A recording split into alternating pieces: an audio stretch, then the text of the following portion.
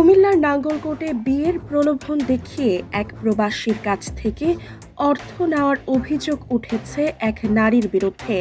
অভিযুক্ত ওই নারীর নাম পরশমণি। অভিযোগে জানা যায়, ভুক্তভোগী তোফায়েল হোসেন নাঙ্গলকোট উপজেলার ঢালুয়া ইউনিয়নের মগুয়া গ্রামের বাসিন্দা। তিনি দীর্ঘদিন ধরে দুবাইয়ে প্রবাস জীবন কাটাচ্ছেন। তার পরিবারে স্ত্রী ও এক সন্তান রয়েছে। লিখিত অভিযোগ সূত্রে জানা যায়, ২০২২ সালের মাঝামাঝি সময়ে মোবাইল ফোনের মাধ্যমে চান্দিনা পৌরসভার ছাইকোট গ্রামের বাসিন্দা পরশমণির সঙ্গে তোফায়েলের পরিচয় হয়। পরশমণিরও একটি সন্তান রয়েছে। পরিচয়ের পর তাদের মধ্যে নিয়মিত যোগাযোগ শুরু হয় এবং এক পর্যায়ে তা ঘনিষ্ঠ সম্পর্কের রূপ নেয়। অভিযোগে বলা হয়, পরশমণি তোফায়েলকে তার প্রথম স্ত্রীকে তালাক দেওয়ার জন্য চাপ দেন এবং দেশে এসে তাকে বিয়ে করার প্রস্তাব দেন।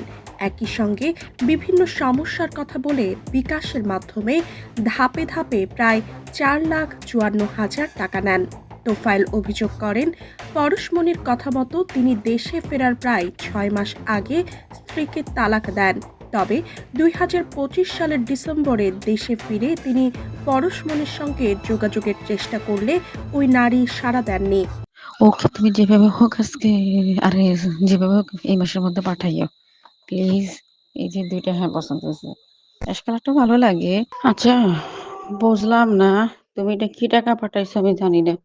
আগের টাকাটাই পাঠাইছো ৩,৩০০ টাকা, তুমি তোমার কথাই রাখলা। আমি আমার খরচের কথা নাই বাদে দিলাম ১৭০০ টাকা। আবার নিয়ে হ্যান্ডের ৩ দিন পরে শুক্রবারে কইছে ডাক্তারের কাছে নিয়ে যেতে, আবার সেলাই কেটে দিবে। তুমি যে আমার শুধু হাতের টাকাটাই দিছো, বাকি টাকাটা আমি কইতে আনি। দাও, কষ্ট দিতে ভাল লাগলে দাও। পরে তোফায়েল চান্দিনা এলাকায় গিয়ে বিষয়টি মীমাংসার চেষ্টা করেন। এ নিয়ে কয়েক দফা সালিশ বৈঠকও হয়, কিন্তু কোনো সমাধান না হওয়ায় তিনি চান্দিনা থানায় লিখিত অভিযোগ দায়ের করেন। স্থানীয় সূত্রে জানা যায়, পরশমণির বিরুদ্ধে আরও কয়েকজন প্রবাসীর সঙ্গে একই ধরনের সম্পর্ক গড়ে তুলে অর্থ নেওয়ার অভিযোগ রয়েছে।